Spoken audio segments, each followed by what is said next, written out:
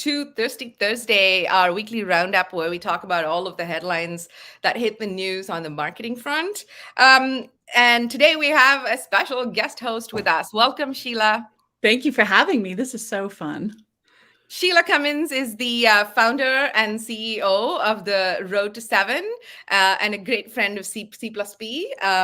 So we're going to chat through a bunch of headlines today. And to those who celebrate, happy Diwali. It's Diwali today. Happy Diwali, everybody. That's wonderful. We need some light in our We do. world. We totally do. It's November. We literally need some more light. Yeah. Okay, so today we have quite a few stories on the roster. We're gonna go through as many of them as we can because we're quite interested in them all. And typically we tend to start around here, Sheila, with a quick podcast roundup. And we are a podcasting firm and we cover podcasting news. So this time the headline that caught our attention was Apple and the fact that they are putting a fair bit of effort into subscription content by creating the right partnerships. So a couple of big names that they've partnered with, the first being BBC Studios. And I think what's interesting there is the fact that they will provide content which is previously unavailable in North America. So there are some exclusive shows that you would only be able to get in that geography. And now in podcast form, they're making it available. So that's cool. I think there's an opportunity for people to really assess podcasting a little bit. And I'd love to hear from you on that, to really assess podcasting as a community tool. In addition, private content is fairly underutilized. Podcasts are so easily available that people are fearful about putting a cost to it, like a subscription podcast, and what would that look like? So I'd love your thoughts. Yeah, well, I mean, I think it has a huge value to various people. BBC, of course, it makes sense if they're producing special shows to have that, pay to play type of model. I think, I work with entrepreneurs, we work with small business. I think you got to know the purpose of your podcast. If the podcast is designed for lead generation solely and specifically, then it doesn't make sense to put a paid barrier in front of it. We want to have the least number of barriers to listening as possible. But, I think it's a great innovative way to run some kind of a membership where you're sharing, very specific content that's not available to the wider audience, where you're taking your audience on a journey from A to B. And I think what we have to know about the podcast is where it fits into our funnel. Yeah. Like I said, if it's lead generation, we have to have it driving people to where it is that you want to go. And if the podcast is a paid subscription, that's fantastic. We have to have a place to go into the podcast. And then where's the podcast taking people after? So it makes a ton of sense. And I think it's a real innovative way. I've seen people use Facebook for paid memberships, and it's a very low cost way of delivering a very intimate experience to the community. I think so. I think there's opportunity for like the mastermind sort of format, like, going into some sort of panels, going into in-depth stories. I've seen people use it for behind the scenes plays for clients and things like that. So you have to think about, like Sheila said, what it is that you want to use your podcast for. And I would challenge you, a podcast is a flywheel. You have to consistently sort of pick it up a notch to the next level. So think about what the next avatar looks like. I was saying to Sheila in the green room that we're coming up on 150 episodes, and we're changing the avatar of our podcast a little bit. Like, what does that look like? And, of course, keep a good thing, but, consistently improving. On next to a lady that I know we love around here. I love Oprah. We love Oprah. So obviously this time of year is like Oprah territory. It's when for years now, and this is the value of a property as well, I think. There's Oprah's favorite things. It's generic words. It's not trademarked. But if you say favorite things other than the song, you think Oprah. Yeah, she was first to market, and she does a good job of it. She really does. So this year she has obviously a delicious list of all kinds of awesome things, and it's all beautifully categorized. So just on the surface of it, I thought it was really interesting that it was categorized by a type of gift, and it's got her usual flair and all of it. Notice, people, up top over here, that this entire thing is presented by Amazon. Yep. And along the way, as you get into the actual gifts and you shop, you do go to like sections which will take you to Amazon. Look at the things. Sorry, look Yeah. at the things here. Yeah. Shop Everything. Amazon, shop Amazon. So yeah, that's the first time that it's been dealt with that way, hasn't it? Like, what did you think? Well, at first I saw it and I was like, oh gosh, of course it's available on Amazon. Is that really helping the small business owner? But then I sort of had two lines of thought about it. One was good on Amazon for stepping in and creating Mhm. that partnership. And if you run a company that is similar or that can compete or that is in the same sphere as Amazon, why didn't you reach out to go and be on her list? So that was sort of my first indication. And then the Yeah. second thing, and I know we talked about this before, is I'm curious whether the products have to pay to play to be on the list. And what I really want to know is what is the ROI? Mm. She's renowned for mentioning a brand and then having things sell out. And so I'd love for some of the brands or one of the brands to reach out to you and to us and to sort of say, hey, this was what my investment was and this is what I'm getting on the back end. So I'm really curious about that model. But I wonder who else approached her to be their main shopping partner to do all the delivery of the products. So good on I Amazon hope for doing it. Shopify did. But if they didn't, what an opportunity for next For year. next year, But Oprah. that's like all of us, right? Like, sometimes we got to go and knock on the doors of the big dogs and say, hey, this would be a really great collaboration. I'd Yeah, love to work with you. Here's the value that I can bring you. Let's talk about it. And we don't, because we think we don't belong at that table or we shouldn't be yeah. knocking on their door. Amazon did, and they got it. I agree. Yeah, I think that's really cool. Now on to our next story of the day. It's Facebook, Sheila. We've been talking about it around here with the last 5 guest hosts, maybe 20 guest hosts. So this week, obviously, in addition to the fact that on Thursday they rebranded as Meta, and I want to get your thoughts on that. They also were in the news earlier this week with plans to shut down their facial recognition program. So to me, and I want to get your thoughts in a second, to me, this is all a whole lot of lipstick on a pig, right? I Yeah. mean, So you can't it's like, tell me that 1 billion people knew that they had facial recognition within their platform. So the fact that they're now shutting it down, whereas most users probably didn't even know that they had it unless somebody was reading the fine print and, all the news about their latest technology. Like, come on. If you didn't know it was there, you're not going to know that it's not there. So yay, yeah. try to win our trust again. I think Facebook has lost the concept that they are in business because of people. They are Hmm. putting dollar decisions in front of the humanity that's actually using their platform. And I think that they've lost their way a bit. And of course they're going to grow, and what they're building is great. I love, I'm not a Mark Zuckerberg fan. So let me say that off the top. What I am going to say is he's a visionary. Nobody can take away the fact that he is seeing the world, 20 years down the way where most of us are living today. And Hmm. so I give him credit for that.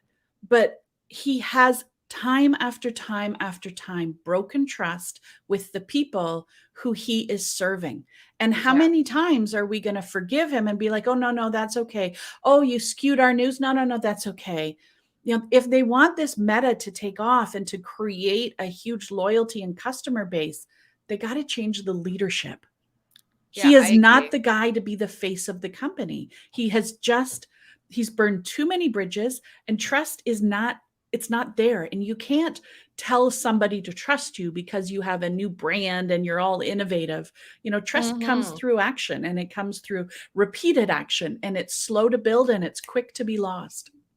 I agree that point you make about like they've lost their way about who they serve. In the end, you serve a customer, and there's humanity in that. And then they're seeing sort of like, I don't know, bottom line shareholder value as exclusive of doing the right thing. How many times have we talked about data of people doing making choices because of purpose over profit, as opposed to these things? So I think that's a great call from you there. Like, change the leadership, screw the logo. Yeah, let's Like, get a I new mean, face. Let's get, somebody with diverse background, with a diverse ethnicity who has life experience and knows something other than Facebook.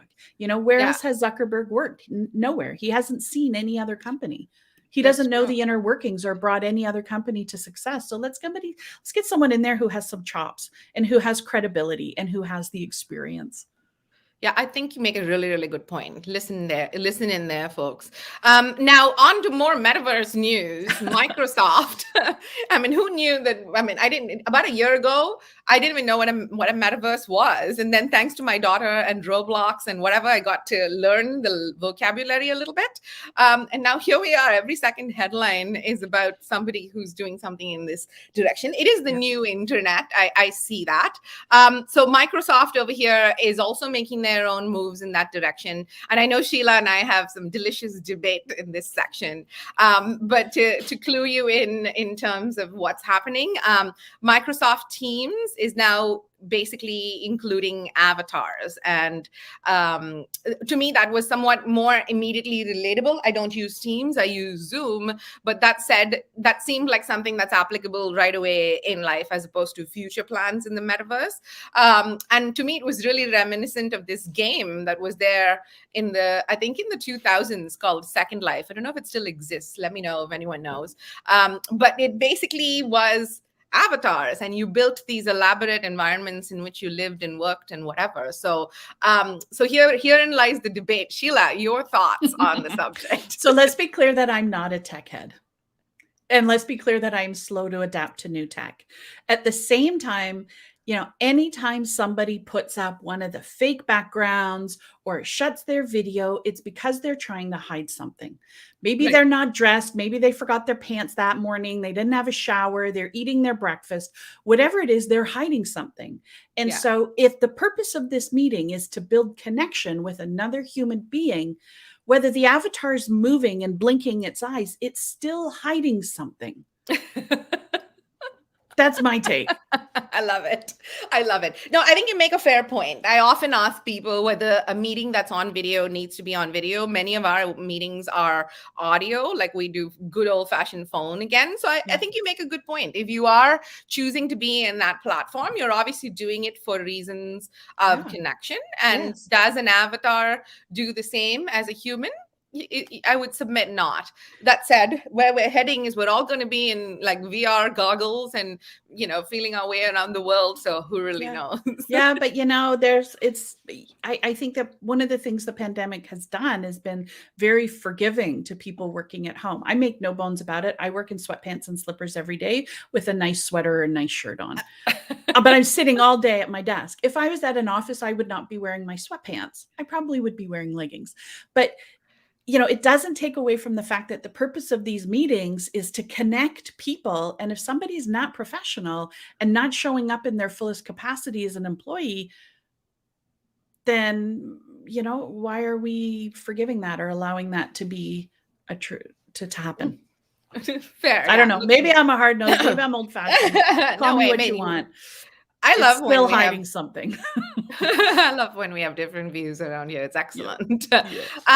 Okay, on to the holiday ads. So this is the season that many people come up with their ads, and it's usually the UK retailer John Lewis who tends to win this round.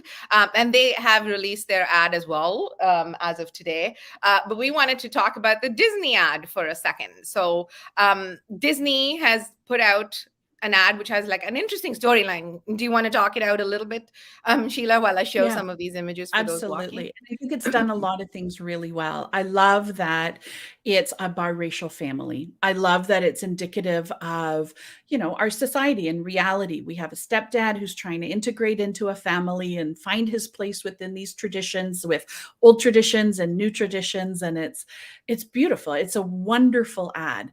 My point to you was I love that they have made some decisions to be front facing with the diversity in their ad.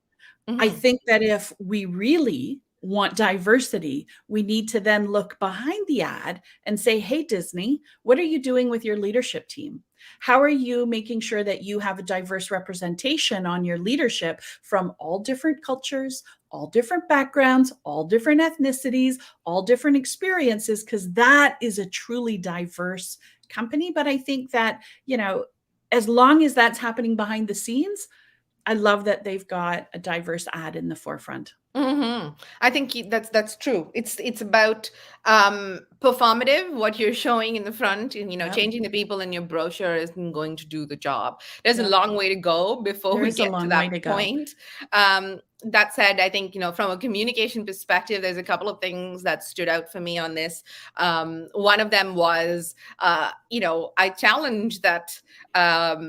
Only short form is consumed. This is a 3.5 minute ad. We're used to 30-second things and we listened. And your point about relatable story, it's about stepdad. It has a wonderfully written score, like musical Oh, score. the music Uh, is fantastic. it is. It Oh, it's is. brilliant.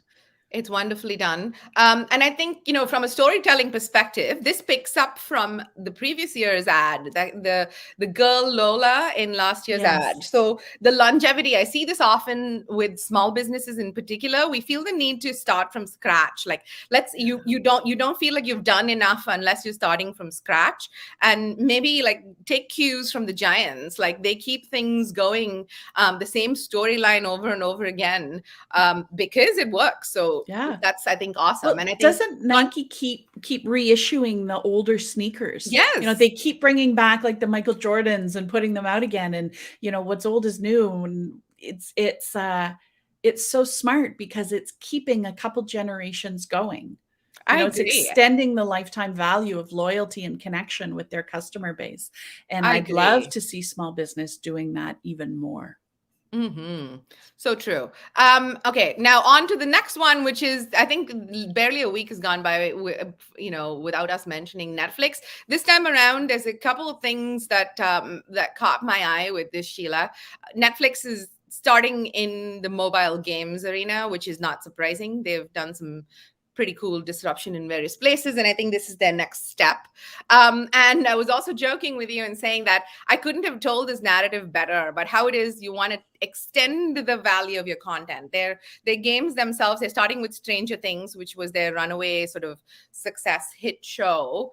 And it's a game in the Stranger Things environment, and that's just product waiting to be had. And how many of us are sort of like leaving that out, right? I have conversations with entrepreneurs frequently about, like, why isn't this a product, or why isn't Mhm. this an app, or Mhm. why isn't this automated and delivered as opposed to a service? And I don't think we immediately think about that. But again, watch the giants. Like, they will not create a show for just the purpose of the show. The show is going to become their mobile game empire. So I think thinking about content way outside of just what did I put out on social today is where we need Mhm. to be getting.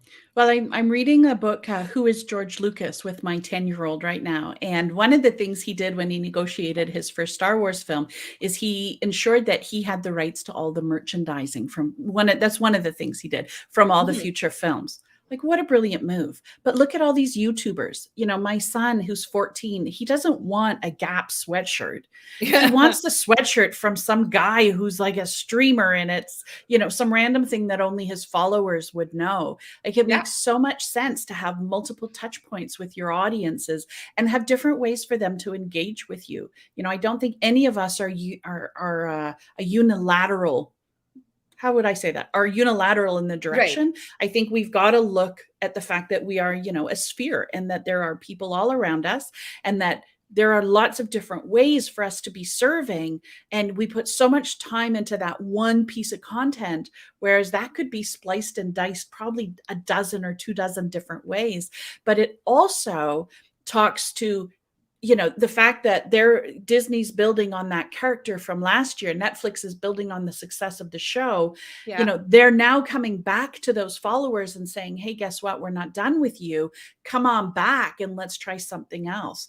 And that goes for small business too. One of your biggest assets are your past clients. What do they need or want now that they have finished that initial offering? And how can you go back and carry them along with you to extend that lifetime value of that client? It's I agree. smart, smart. Such a good metric to really keep front and center, customer lifetime value, Mhm. and it's shown over and over again. On to quite a cool story that Oh, yeah. I wanted to chat out. It is the opening of the new Black Wall Street market this week, and I think people are coming in to sort of like show support and celebrate the moment. Historically, essentially, this is something that was destroyed by white mobs, years and years ago. What was it, 100 years ago? 100 years ago, yeah. Yeah, and the reconstructing of this is quite an homage to the righting of wrongs, and a lot of local brands, black owned brands, have come in and become a part of this, and many people travel from across the country to come here to Mhm. mark the moment. So I think it's um, fantastic. I It's think it's fantastic. fantastic. It is. Long And I think, overdue. yeah. And I think, I'm seeing a real push. Let's go back to Oprah's list. She's making a real effort to find BIPOC businesses, Indigenous owned businesses, owned by women, owned by people of color, businesses that are doing great things. And I think we Mhm. have to take the time to go and seek out some of these other businesses to give them that fair play within the marketplace. And I love that it's becoming more mainstream. And I think it's just the start. I think this is the tip of the iceberg. I think we have a long way to go. But I think every single time we take that time to go and look for an alternative, I think it's great. Yeah, we have a long way to go. And we talk often about equity. Mm-hmm. There's inclusion and there's equity, and equity comes from genuine sponsorship to make sure that those Yeah. whose voices were not heard Yeah. are getting heard. And that means it's going to hurt for the person who's approaching it from the position of privilege, right? So Mm. I think this is a great little story. So to wind up today, I wanted to talk about Pinterest, Sheila. I know Yes. that we've discussed how Pinterest has sometimes gets dismissed as like teeny bopper crafting site, and I disagree. Yeah. It It's is. one of the best kept secrets for small business owners. I completely agree. Like you were saying, even if nothing else, if you're just pinning, you're going to get traffic. It's certainly a source of research for so many people, whether it's travel or food or whatever else. So Yeah. Pinterest is currently in the news for their announcement that they've started Pinterest TV and live shopping. So live video with another, avatar to it. More and more influencers have these shows where it's like much like the TV shows of that exist currently, where you're like, oh, look, this is happening, and call this number to purchase this thing, Yeah. has now been transferred online in a few platforms, and Pinterest is the latest to jump on that. So tell me your thoughts about Pinterest, and tell, like, especially women entrepreneurs in the consumer facing space there, what do you think there is an opportunity to do? Look, video, live, love it or hate it, it's coming. It's here and it's here to stay. And, as someone who's been resisting reels, or all of No those, dancing, I no am not dancing. going to be dancing and Yeah. pointing to anything. But but I think that there is a way for everybody to do this for them. And Pinterest is one of the best kept secrets. It is a phenomenal SEO engine that will drive traffic to your company while you sleep. And so if, like we said, bottom line, just have a pin board and put your new content up there. But if you already have video, why would you not be leveraging it and putting it into the Pinterest platform? I think it's, be one of the first to market to use it. Your job as a small business owner is two things. Number one, to get as many eyeballs on what it is that you're doing as possible. And number two, to make it so easy for people to buy from you. And so if this is a platform that's going to, change the playing field for you as a business owner, why would you not take the time to learn it? Yeah, agreed. Early adoption is a great idea, and yeah, that's the those are the stories that we have for the week. A quick mention to the fact that LinkedIn this week has said that anyone who turns on creator mode now automatically has access to LinkedIn Live and newsletters, which are features that were previously not available. So that's a plethora of social media, people. These are channels. In the end, you have to knit it together with a really solid strategy. Well, So I think you Sheila, have to know, like Susan, to your point, we were talking before, you have to know who your audience is. You have agreed. to know what's going to connect with them, what they're consuming, where they're consuming it. Pick your channel and go for it. Love it. Thank you so much for joining me, Thanks and for thanks for having watching. me.